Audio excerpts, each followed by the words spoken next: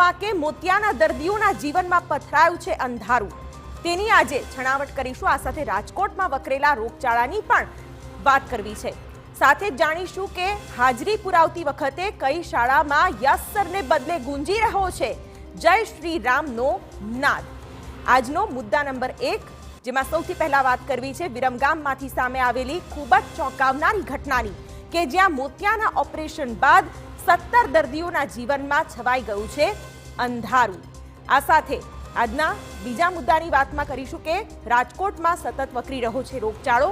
ઠંડીમાં માત્ર ફ્લૂના કેસમાં જ નહીં, પરંતુ પાણીજન્ય અને મચ્છરજન્ય રોગચાળો પણ વધ્યો છે.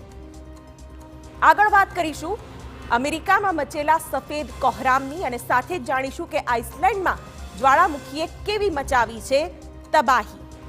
ઇન્ડિગો એરલાઇન્સના શરૂ થયેલા વિવાદની પણ વાત કરીશું, જે બંધ થવાનું નામ જ નથી લઈ રહ્યો.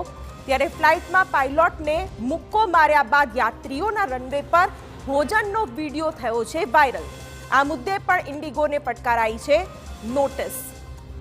આગળ આપને જણાવીશું કે એક શાળામાં કેવી રીતે ગુંજી રહ્યું છે સતત શ્રી રામનું નામ. અહીં શાળામાં પ્રવેશથી લઈને હાજરી પુરાવતી વખતે પણ વિદ્યાર્થીઓ કરી રહ્યા છે શ્રી રામનો જય ઘોષ. અને અંતે આપને લઈ જઈશું અયોધ્યા ધામ, કે જ્યાં હાલ પથરાઈ રહી છે ગુજરાતની સુવાસ. પ્રાણ પ્રતિષ્ઠાના સત્તાવાર અનુષ્ઠાન સાથે અહીં પ્રગટાવવામાં આવી છે 108 ફૂટની ધૂપસળી.